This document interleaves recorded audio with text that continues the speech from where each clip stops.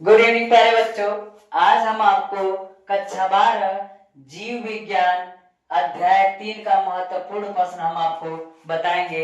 जैसा कि पिछले वीडियो हमने अध्याय 1 और 2 का महत्वपूर्ण प्रश्न बता दिया था और उम्मीद करते हैं कि आपने उसको तैयार कर लिया होगा। इसका पहला क्वेश्चन ये कह रहा है सहायक जनन प्रौद्योगिकी का क्या अर्थ है। तो सहायक जनन प्रौद्योगिकी क्या अर्थ है। इसका मतलब ये है अगर कोई माँ है जो बांझपन उनके अंदर है तो एक विशेष तकनीकी जिसके द्वारा उस माँ को इलाज करके संतान उत्पन्न करने योग्य बनाया जाता है तो उसी क्रिया को हम क्या कहते हैं, सहायक जनन प्रौद्योगिकी कहते हैं। अगला क्वेश्चन इसका ये कह रहा है पात्र निषेचन से आप क्या समझते हैं। पात्र निषेचन क्या होता है।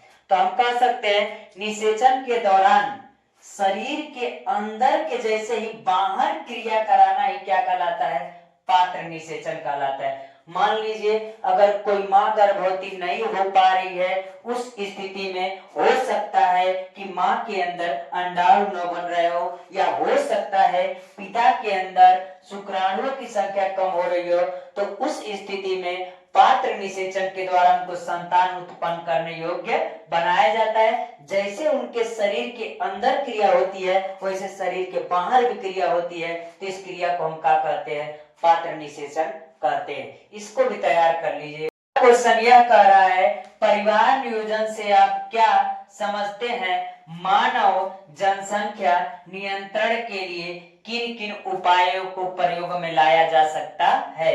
यानी परिवार नियोजित करने से आप क्या समझते हैं, अगर परिवार की जनसंख्या कम होगी तो क्या होगा।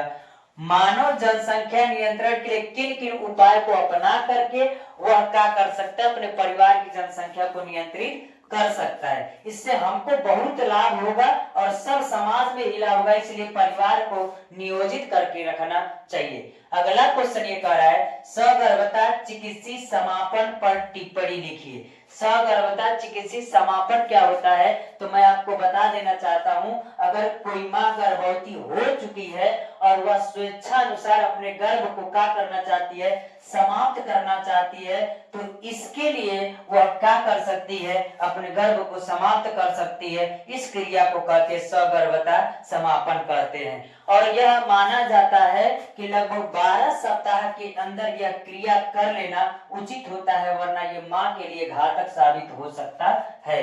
अगला जो क्वेश्चन कह रहा है आईवीएफ पर संक्षिप्त टिप्पणी लिखिए। तो कह रहा है आईवीएफ क्या होता है, इन विट्रो फर्टिलाइजेशन क्या होता है। अगर मान लीजिए कोई माँ गर्भधारण नहीं कर पा रही है उस स्थिति में हो सकता है कि माँ के अंदर अंडाणु न बन रहे हो या शुक्राणु पिता के अंदर न बन रहे हो, इसलिए कम बन रहा हो, इसलिए आईवीएफ के द्वारा यानी सहायक जनन प्रौद्योगिकी विधि द्वारा माँ को संतान उत्पन्न करने योग्य बनाया जाता है। किसके द्वारा, इन विट्रो फर्टिलाइजेशन के द्वारा। अगला क्वेश्चन ये कह रहा है कि ZIFT GIFT तथा ICST को समझाइए, यानी इसको भी आप क्या कर लीजिएगा, पढ़ लीजिएगा। और इस चैप्टर से इतना ही महत्वपूर्ण प्रश्न था जिसको आप पढ़ करके बोर्ड पेपर आसानी से दे सकते हैं। इसलिए अगर हम कह सकते हैं कि आपका जीव विज्ञान अध्याय 1, 2 और 3 का महत्वपूर्ण प्रश्न हो गया। इतना तैयार कीजिएगा बच्चों। धन्यवाद।